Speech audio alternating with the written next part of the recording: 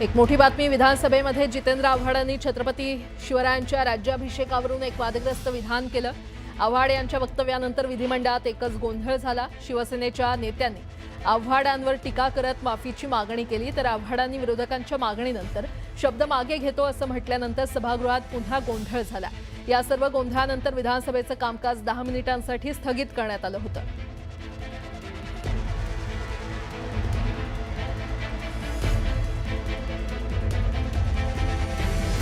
छत्रपती शिवाजी महाराजांच्या संदर्भातला जे वक्तव्य त्यांनी केले ते काढून टाका अध्यक्ष महाराज, ते पटलावरनं काढून टाका।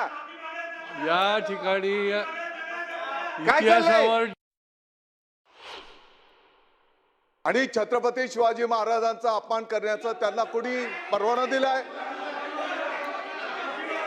अध्यक्ष महोदय, त्यांनी माफी मागितली पाहिजे। त्यांनी संपूर्ण महाराष्ट्राची माफी मागितली पाहिजे, आपल्या देशाची माफी मागितली पाहिजे। मी जे काही बोललो असेल त्याच्याने कोणाच्या भावना दुखवल्या असेल तर मी ते माझे शब्द मागे घेतो। मी जे काही बोललो असेल त्याच्याने कोणाच्या भावना दुखवल्या असेल तर मी ते माझे शब्द मागे घेतो। दरम्यान विधानसभेचं कामकाज पुन्हा सुरू झाल्यानंतर सत्ताधारी आमदारांनी आव्हाडांचा मुद्दा उपस्थित केला। सत्ताधारी आमदारांनी वेलमध्ये उतरत घोषणाबाजी करत आव्हाडांनी माफी मागावी म्हणून गदारोळ केला, तर नितेश राणेंनी आव्हाडांच्या निलंबनाची मागणी केली। आव्हाडांना पुन्हा असं विधान करू नये असं नार्वेकरांनी बजावलं। त्यानंतर आव्हाडांनी माफी मागितली आणि या वादावर पडदा पडला।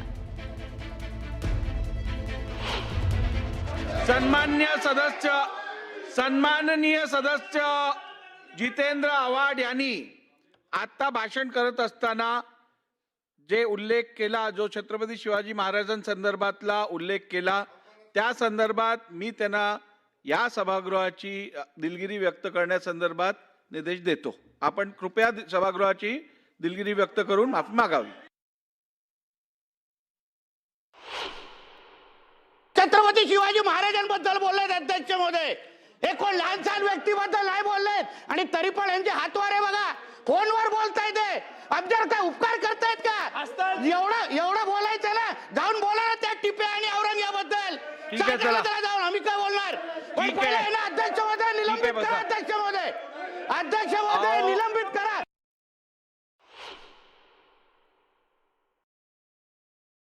जितेंद्र आव्हाड साहेब, मी या सभागृहातल्या प्रत्येक सदस्याला आणि विशेष करून आपण जे आता विधान केलेलं आहे त्या संदर्भात मी आपल्याला ही शेवटची संधी देतोय। यापुढे जर का छत्रपती शिवाजी महाराजांबद्दल किंवा या राष्ट्रातल्या महापुरुषांबद्दल जर का आपण चुकीचं विधान केलं तर मला नियम 53 खाली तुम्हाला या सभागृहातनं सस्पेंड करायला लागेल।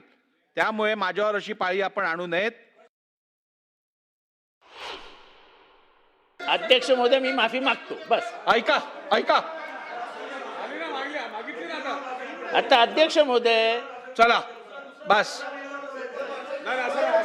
अध्यक्ष त्यांनी महोदय, सभागृहाची माफी मागितलेली आहे।